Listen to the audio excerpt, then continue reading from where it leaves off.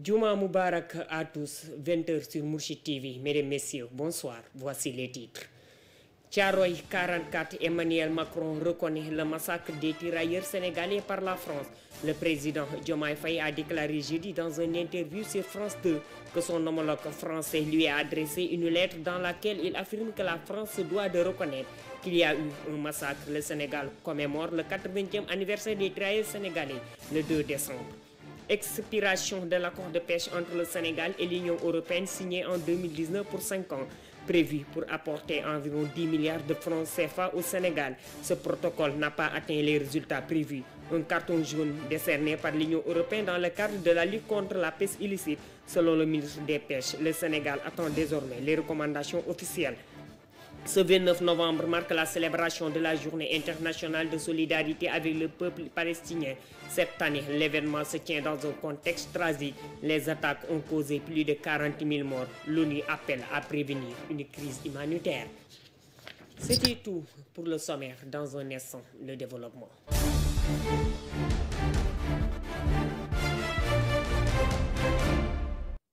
Thiaroye 44, Emmanuel Macron reconnaît le massacre de tirailleurs sénégalais par la France. Le président Diomaye Faye a déclaré jeudi que son homologue français lui a adressé une lettre dans laquelle il affirme que la France se doit de reconnaître qu'il y a eu un massacre dans le camp militaire de Thiaroye le 1er décembre 1944.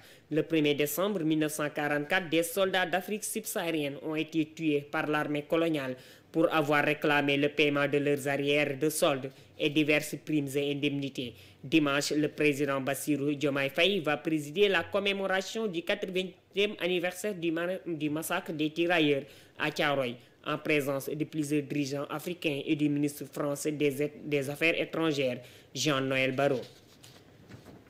Toujours dans ce sujet, le Sénégal commémore le 80e anniversaire des tirailleurs sénégalais le 2 décembre.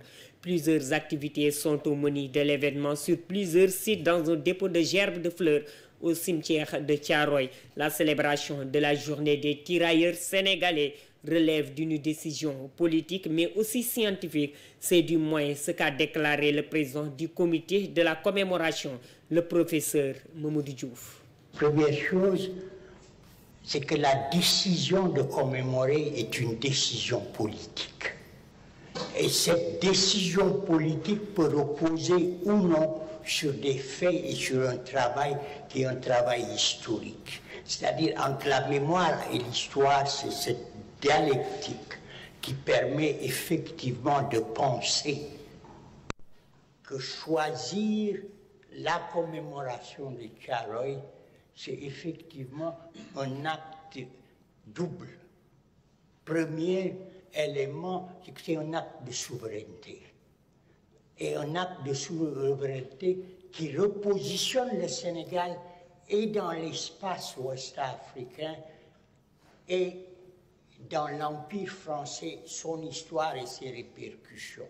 Et c'est pour cela qu'il est important de penser ce volet qui est un volet politique. Et il y a un volet qui est un volet scientifique. Et ce volet scientifique est un volet à long terme, que le travail va être fait et va être fait de manière continue, aussi bien à l'intérieur du Sénégal, dans le cas sénégalais, si vous voulez, que dans le cadre de l'Empire français dans sa région. Expiration de l'accord de pêche entre le Sénégal et l'Union européenne signé en 2019 pour 5 ans, prévu pour apporter environ 10 milliards de francs CFA au Sénégal.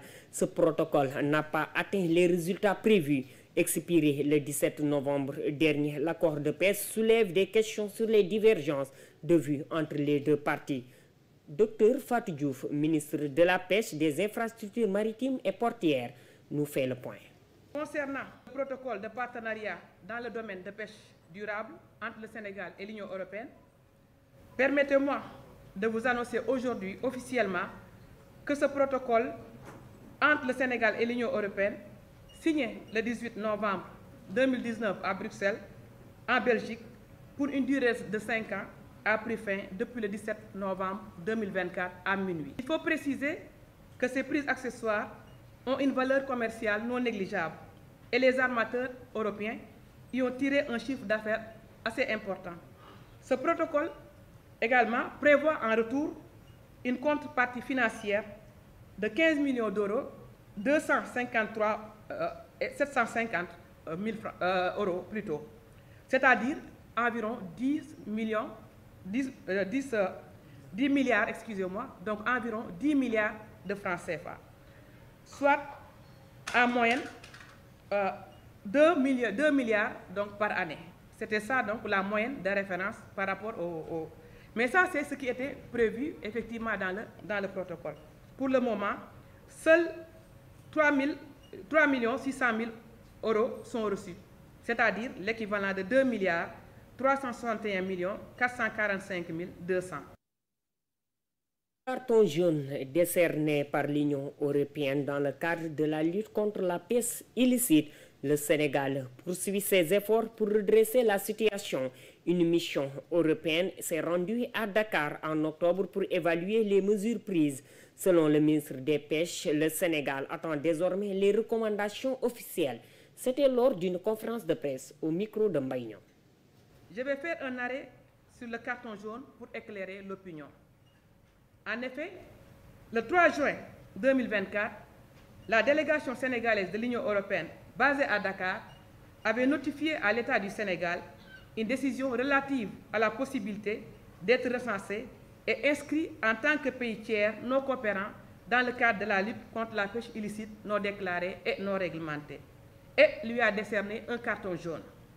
À cet effet, le département avait réagi à cette décision en fournissant tous les éléments de réponse par lettre en date du 26 juillet 2024, accompagné d'un plan d'action de lutte contre la pêche INN. À partir de cette date, un processus de concertation formelle a été ouvert entre les deux parties. Nous avons pu constater que dans leur communiqué, ils ont plus accusé le Sénégal de pays non coopérant à la lutte contre la pêche INN, malgré les efforts consentis depuis mon installation à la tête du département pour une gestion transparente de nos ressources halieutiques. C'est dans ce cadre qu'une mission de suivi et de dialogue de la DGMAR de l'Union européenne a séjourné à Dakar du 7 au 11 octobre 2024 et a échangé avec nos différents services concernés. Le Sénégal, aujourd'hui, est dans l'attente du rapport officiel comportant les recommandations de la dite mission. En santé, le Sénégal lance une campagne de vaccination de masse contre la rougeole et la rubéole du 2 au 12 décembre 2024 dans la capitale du Saloum. Plus de 50 000 enfants âgés entre 9 et 14 ans sont ciblés pour ce programme. L'annonce a été faite par Dr Aïssata Bari, directrice régionale de la santé à Kaolack. Cette campagne nécessite vraiment que l'engagement de tous les acteurs de la région autour de monsieur le gouverneur pour vraiment la réussite, sa réussite. Donc c'est ça l'objet de cette... Oui, globalement pour la région de Kaolack, nous devons vacciner 540 731 enfants âgés entre 9 mois et 14 ans révolus. Pour que la campagne soit une réussite, d'abord, nous allons donc mener trois types de stratégies. La stratégie fixe, c'est-à-dire on va vacciner au niveau des structures de santé.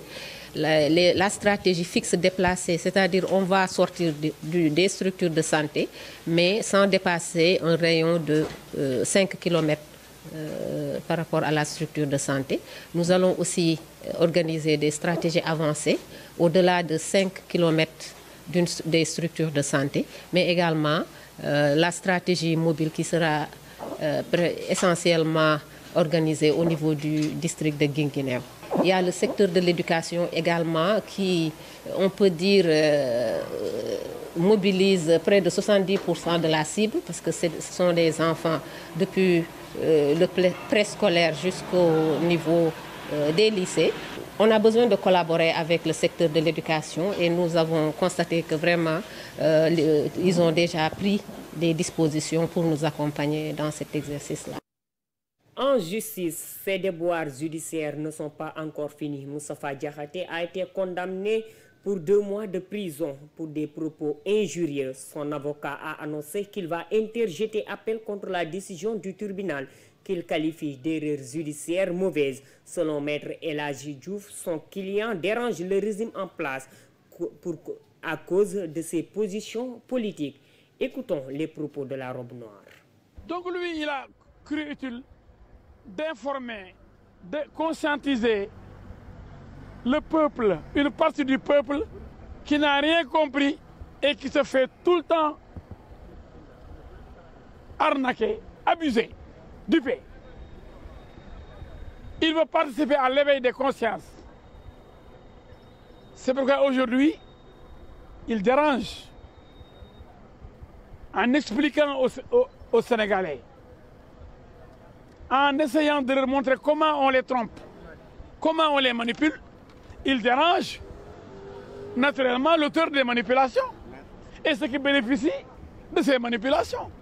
Et comme nous pensons que cette décision, c'est une erreur judiciaire, nous pensons que cette décision, elle est mauvaise, nous la critiquons, nous allons la déférer devant les instances supérieures, c'est-à-dire la Cour d'appel de Dakar.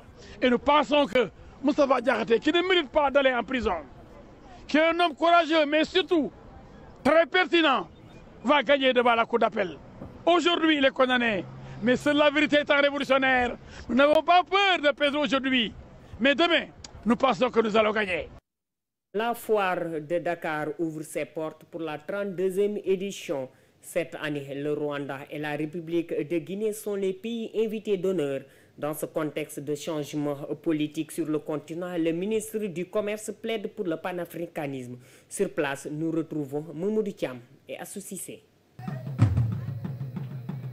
La foire internationale de Dakar n'est pas seulement un espace d'expression culturelle et de découverte des spécificités africaines, c'est aussi un cadre de promotion du commerce intra-africain. La plupart du temps, nous observons que les Africains ne font pas de commerce entre nous. Alors l'Afrique-DAC qui est là, c'est une opportunité, surtout pour ceux qui ne connaissent pas encore ce marché. Les ambassadeurs qui sont ici, comme je l'ai dit, ces 25 entreprises, vont pouvoir relayer l'information, transmettre l'information et montrer qu'on peut faire le business ensemble. Les potentialités économiques africaines doivent profiter au continent en premier. Le Rwanda compte tirer tous les avantages de cette foire. C'est aussi le cas de la République de Guinée, autre invité d'honneur de la FIDAK 2024. Nous avons compris qu'à travers la foire internationale de Dakar, nous voulons créer un pont économique entre la Guinée et le Sénégal. Et je pense que tous nos opérateurs, nos industriels et nos entreprises qui prennent part à cette 32e édition profiteront pour poser des bases de partenariat solides, un commerce international équitable et surtout un rendez-vous incontournable pour toutes nos PME. La FIDAK 2024 intervient dans un contexte de changement de paradigme sur le continent. Au Sénégal, les autorités veulent ouvrir une nouvelle page tournée vers le panafricanisme économique. Donc ce vent qui souffle sur l'industrie aujourd'hui au niveau de notre région africaine est un vent tout à fait nouveau. Mais l'autre aussi caractéristique de ce foire, c'est le panafricanisme. Vous savez, au Sénégal, nous avons un ministère de l'intégration africaine d'abord et des affaires étrangères. C'est pour cette raison-là que vous avez vu les pays amis, les pays invités, sont d'abord des pays africains, aussi d'Afrique de l'Ouest mais d'Afrique centrale. Cela dénote tout simplement de cette nouvelle philosophie. Cette cérémonie marque l'ouverture de la 32e édition de la Foire internationale de Dakar qui se tient pour 15 jours à compter de ce 28 novembre. Elle se tient au Centre international de commerce extérieur du Sénégal qui fête par la même occasion ses 50 années d'existence.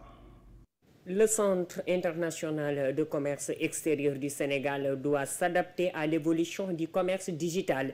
Le budget de cette structure sera revu à la hausse cette année et à sa modernisation engagée selon Serigne Gueye Diop. Le ministre du Commerce affiche une réelle volonté de décentraliser la foire de Dakar.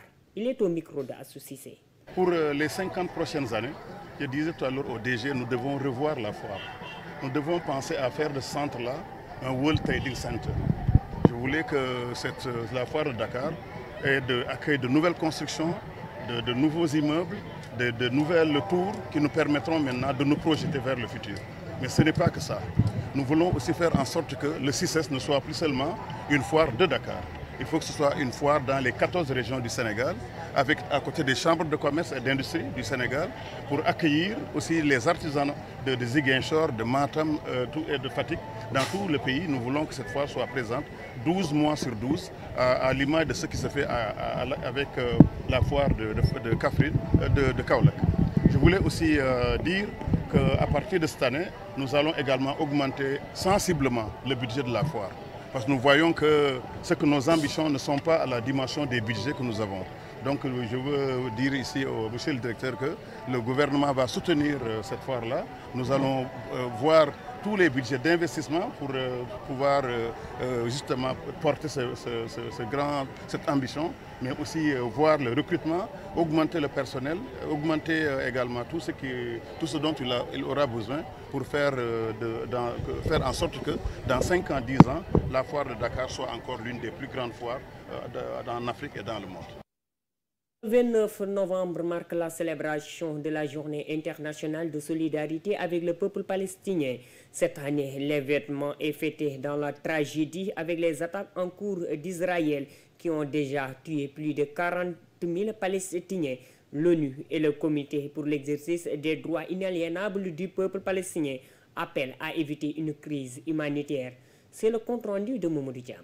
C'est en 1977 que l'Assemblée générale des Nations unies avait prié le secrétaire général de l'ONU d'organiser chaque année en consultation avec le Comité pour l'exercice des droits inaliénables du peuple palestinien une journée de solidarité avec le peuple palestinien. C'est en marge de cette rencontre que la date du 29 novembre a été retenue en raison de sa signification particulière pour le peuple palestinien. Mais cette année, la célébration de la journée internationale de solidarité avec le peuple palestinien est particulièrement douloureuse. Les objectifs fondamentaux de vie dans la dignité et de justice pour les Palestiniens, notamment leur droit à l'autodétermination, paraissant plus éloignés que jamais. C'est en ces termes que la vice-secrétaire générale de l'Organisation des Nations Unies, Amina Mohamed, a marqué la commémoration annuelle de cette journée observée le 29 novembre, mais que le Comité pour l'exercice des droits inaliénables du peuple palestinien a choisi de marquer ce matin. C'est en effet une tragédie et une souffrance sans précédent qui se déroule sous nos yeux, a renchéri le président du comité, M. Cherknian, qui a souhaité que cette journée marque un véritable point d'inflexion et serve de rappel solennel des promesses non tenues, du déni des droits et de l'injustice historique endurée par le peuple palestinien depuis 75 ans. Si rien ne peut justifier les attaques perpétrées le 7 octobre en Israël par le Hamas et la prise d'otages israéliens par ses militants, rien non plus ne peut justifier le châtiment collectif infligé au peuple palestinien en représailles, a souligné la vice-secrétaire générale en déplorant qu'un an plus tard, Gaza soit en ruine avec plus de 43 000 Palestiniens tués et en proie à une crise humanitaire qui s'aggrave de jour en jour. Mamadou Thiam, c'est cet élément qui met fin à cette édition. Merci à toute l'équipe de réalisation. Je vous retrouve lundi soir à la même heure. Passez de très bons week-ends accompagnés de nos programmes.